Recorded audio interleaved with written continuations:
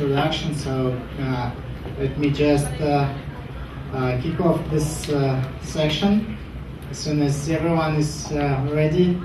Let's kick off the session, since the name of the session is about whether it's mobile first or yet another sales channel. I would like to know your guys' opinion on what does it mean to be mobile first? Is it some percentage of traffic that's coming to your product which is mobile, and then you need to tell everyone that you're mobile first? Or what does it mean to be mobile first?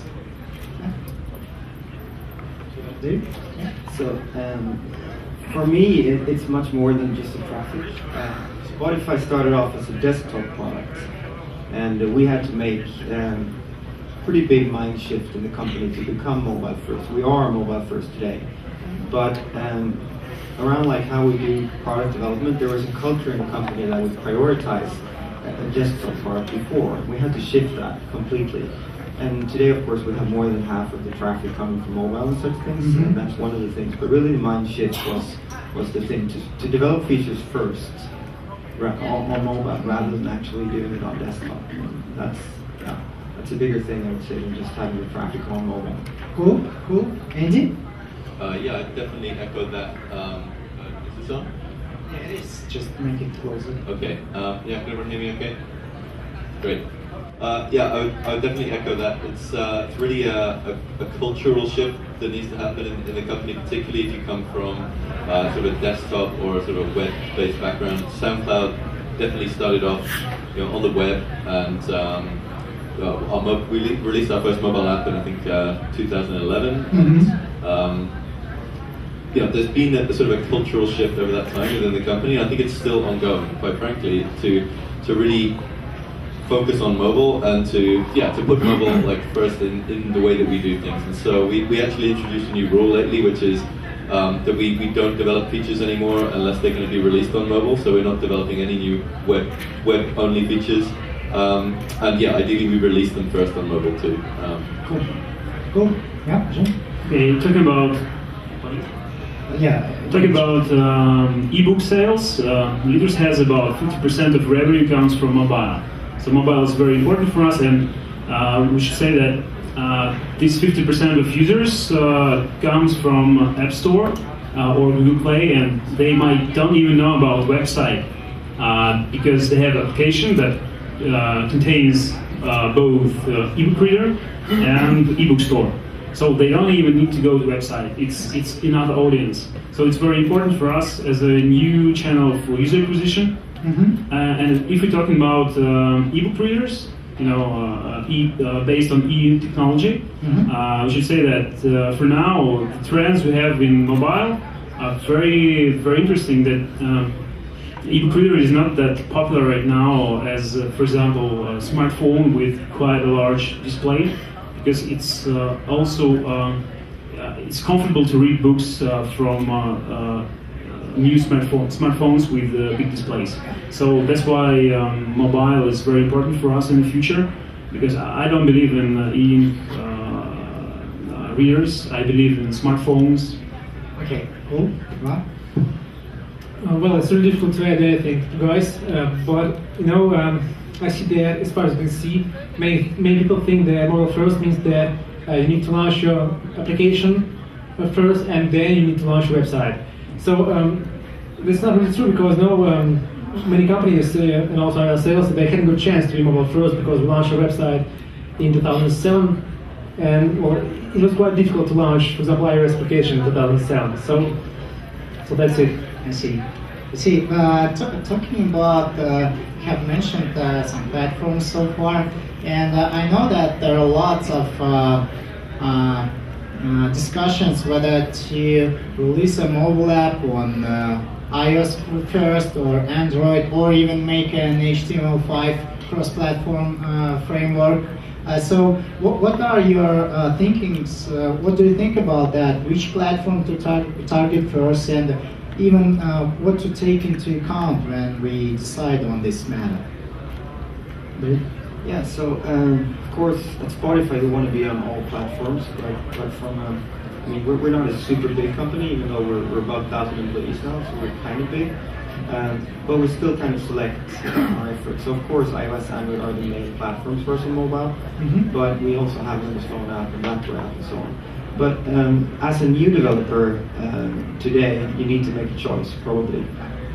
And iOS is still kind of killing it on revenue, like 5 to 10x the last time I saw it on a per app per month basis, as opposed to Android.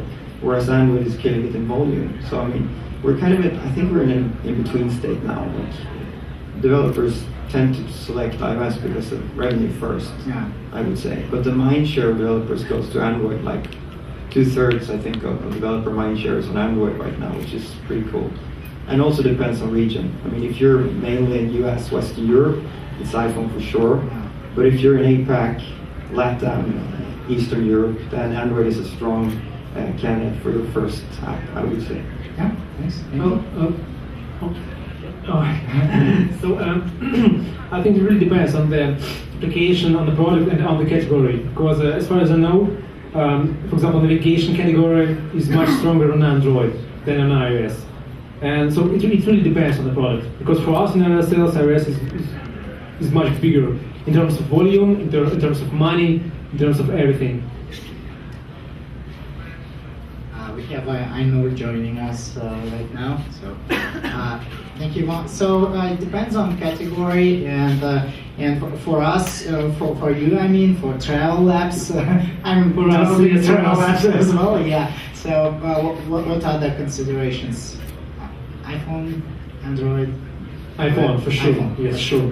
Okay, cool. Andy, you had something to add. Yeah, sure. So, like at Soundcloud, we started out on iOS. We launched our iOS app in 2011 and later added Android and HTML5 mobile web app. I'd say HTML5 mobile web is a pretty good catch-all for like if you don't have the resources to develop for other platforms. It's good to have we have a mobile web app that's fully functional client for SoundCloud. You can access all of the content via the mobile web, and some people choose to use that app anyway because they prefer the experience. So I'd say particularly when you're starting out and you've got limited resources. I mean, we're at like 250 people now in the company, but we still struggle to hire talented native app engineers, and we can't build those teams as quick as we would like. So we still don't have a native Windows Phone app, for example. We're looking at these new emerging platforms, and I think that the mobile web is a pretty good way to support some of those platforms before you go there with a native app, which probably you'll want to do at some point. Can you share which framework would you recommend? I mean, HTML5 framework for cross-platform apps, if you're considering any or tried it out. I don't know. I think there's a few decent ones out there. I'd be reluctant to really kind of stake my my claim to any particular one. Okay, cool. Женя? For sure, iPhone and iPads generates more revenue than Android devices, but still the audience in Android devices is several times bigger than iPhone, iOS devices. What did we do? We have made a free app based on ads model, so you can read books and see ads. And for now, this application is number 4 in the book category. Okay. So it's quite popular, and this is it's because we don't want to lose this audience. We do need to monetize them any way we can. So and if we're talking about HTML5 and application, for us, application is much more important because you can send push notifications to users. It's another direct marketing channel. It's very important. I see. Cool. Aynur, what do you think in terms of which platform to target first when you release your product? Well, what are the things happening in education, and could you share some on that? Well, thank you. First of all, I would like to greet everybody here, and it's LinguaLeo. Well, in our experience, it was iPhone that we released the first. So after iPhone, we added Android, and like in a few months it was the Windows platform. So I would say it's always better to start with iOS, because it's like on just a few apps, so you don't have these multiple gadgets like with Android. So it seems to be cheaper first, and second, yes, it's the most paying audience. Although I wouldn't agree that like you can't make the same amount of money on Android. Like we make actually the same amount of money on Android as on iOS, because and it equals because of the amount of users on Android. Although the like average paying the percentage is lower.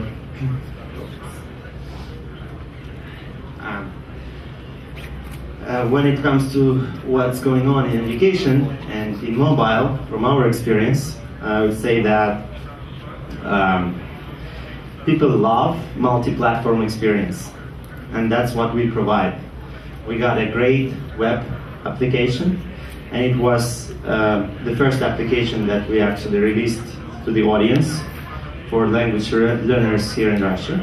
But only in a while after that, we started, like a year after we released the web app, we started just doing the mobile apps. Like maybe 2 years after we released the web application, we had the first platform, the iOS. So I think now the percentage of the mobile users is growing, and I think in any way it's always better to have it multi-platform. And we have it really multi-platform because we have it web, mobile, and the browser apps, and now developing desktop. Thank you. People love tips and tricks, and I was wondering if you can share some of those. App Store optimization is very hot right now. I know that some of you guys are using competitors' names and keywords to show high in search results. So could you share some of the tips how to have a high visibility in App Store, on Android, on Google Play, or on this phone market? What kind of tips that work for you? Anyone? Yeah. Yeah, I can share some things, but first of all, I also want to say that I think at least Spotify, of course, we're in it for the long term. So growth hacks sounds like it's something you do, and you know it's kind of like, and then you move on. But yes, sure, we try small things too, but we work very much for the long term, and product quality and all that is a big part of it, of course. But one recent thing we did, we just released a pretty significant update across all platforms, a new redesign, the first redesign in Spotify's history actually, across platforms. And that's a good time to kind of try to get high on the app stores and stuff like that. And we have very good relations with Google and somewhat decent relations with Apple as well. And on Android, at this time, we added a question to rate the app. And we've seen this work really well on iOS before. And then it's a lot about timing, like when you do it, you don't do it when the app starts, for instance, then you're going to be annoyed, like, what do you mean rate this? I haven't even seen what this can do, I don't know how to rate this. So you do it when you have a positive cue in the app, maybe after a couple of songs that's been played, when you see certain user behavior, then you ask for a rating, and then you'll get more ratings depending on how you phrase that question as well. So that gave us an increase of that particular release on Android from 4.1 average rating to 4.8, which is very significant for an app our size. So that's one thing that you can kind of play with, but play carefully because people get annoyed as well if you ask them in the wrong way. Actually, Rate the App screen also worked really well for us. We haven't done it on Android, but we did it on iOS. It's actually, I'm going to talk a little more about that in my presentation later. We definitely also saw nice bump from that. What I would say is on Google Play, like you really need two strategies. If you're looking to optimize your App Store presence, then you can't sort of necessarily apply the same tactics on both the App Store and the Google Play Store because the algorithms work very differently. With Google Play, there's no explicit keywords field anywhere that you can fill in. So you need to, if you want to rank highly for certain keywords, then you need to get those into your description somewhere, or maybe also into your title, the app title. And also, I hear that backlinks are counting quite well for Google Play as well. So you should try to have backlinks sort of from other properties if you have a website, or if you're working with other partners, ask them if they can put a backlink to your Play Store listing. Then that can also boost your visibility there. Just thinking on, I think that's it for now. I will share 2 tricks. The first one is ratings. The thing is that if you're talking about mass market, people in general do not even know where to go to rate the app.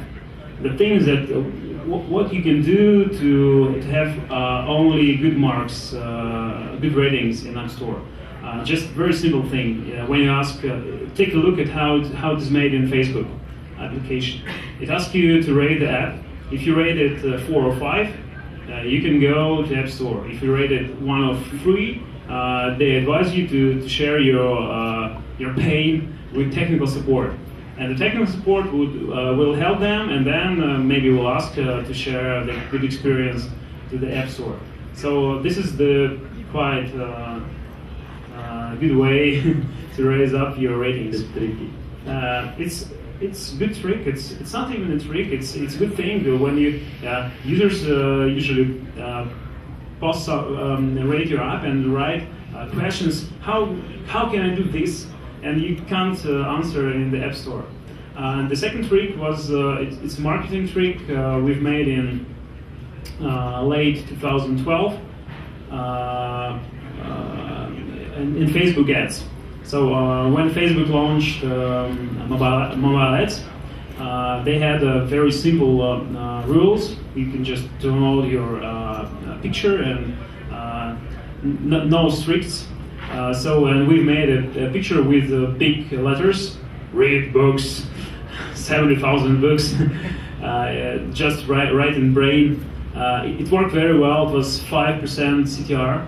And then Facebook released an update, and they forbidden using more than 20% of text on the picture. And I just sat down, all the campaigns were stopped, and I was thinking, what can we do to make it in the same way? And I started to think that there are no lots of people who just take a look with their eyes and verify your ads. Of course, there is a robot that scans your ID and looks for the text and counts everything. And what we did, we made an ad where I just sat on my Mac and just write down read with very curves that are unable to recognize, but it's readable. And it was okay. It passed the review, and we still use it. So it's good CTR. So it's going to be hard to talk forth on this topic. Talking not about reviews, ratings, talking about ASO. I think it's quite difficult to try anything new here because the system is quite transparent, and I think nobody has any secrets here how to promote. I mean, names, keywords, descriptions, icons, screenshots, and so on. But generally we don't use our competitors' names and keywords. But and of course, if you see that somebody uses our name, you can be ready that we will email you really soon because we monitor the situation. Yeah, actually, concerning the fact of somebody using your name, or we had an experience when 2 or 3 companies tried to use our name in the App Store to get some traffic. So we just made a complaint to the Apple's team, and in a few iterations they solved the problem. We're trying to contact to these guys first. I see. I mean, yeah, we did the same, but then we had to contact the Apple team. So it helps. Another thing that we also do is those ratings that we ask our users to do at some exact moments when we feel they are happy. And third thing that I think is the most important thing in our case is that as we are multi-platform, as we have that much traffic in the web, so we just promote our app in the web, and we get a lot of traffic from there to the App Store, and that helps us to keep on top of the education category in Russia, in the CIS, for that amount of time, almost in all the 3 platforms. We have like minute left, so just a quick question. I know majority of you are using subscription model, and concerning the ethical part of growth hacking, how ethical is to make auto-renewal subscriptions in your products so that subscription is renewed automatically, and people do not. Sometimes they just forget about that they are subscribed to some service, so they are not using the service but still spending money and not having time to cancel that subscription. So what do you think? Is it ethical? What's the churn rate if you turn on or turn off the subscription, the auto renew part of the subscription? Could you share some of those? Yeah, let me start. I think anything that you agree straightforward with your customer with whom you are building relationship, anything is ethical when you talking straight about that. I mean, so I feel okay, absolutely okay about auto-renewed recurrent payments. Yeah, I mean, we totally use that, and it's the same thing. We're upfront with it. We're not trying to hide it. We don't use in-app subscriptions for financial reasons, but I mean, if you start trying the product out, you leave your credit card number, you get it free for a month, then we start charging you. But we're upfront about it. So sure, we'll probably have more churn if we didn't do that. But we also have very active users and pretty great conversion rate. So it's not like we want users to hang around and pay and do nothing. We want them to be active on the platform, contribute playlists, and follow artists and that kind of stuff. So we try to wake them up as well if they fall asleep. Okay. So we recently simplified our premium account structure to 2 plans. We have the Pro and the Pro Unlimited. They're both billed yearly. They're billed monthly, but you get a year subscription. We don't auto-renew. It's not really an ethical decision there. I'm actually not sure exactly what was the process there where we decided not to, but of course we're very keen for users to renew so they can keep on uploading their tracks. And so we put out a lot of communication to them as they come up for renewal to sort of encourage them to renew their subscription. Okay. We also have My Book project. It's subscription model in ebooks, and we do have after renewal in-apps. And one of the key rule that Apple told us to make is to correctly inform users what subscription is and how to cancel it and where to cancel it. Okay. So it's okay, I think. Okay, I guess we're done with the part. Just 5-second phrase from you. What would you advise for those who are deciding on building a mobile product or building a mobile product for existing service? What would your 5-second advice be? Use native development, native applications, only native. Focus on the user and do lots of user testing. Reduce friction as much as possible. Cohort analysis. Make it easy, step by step, one button, understandable for your grandmother. Okay, thanks a lot, guys. Thank you. Come on.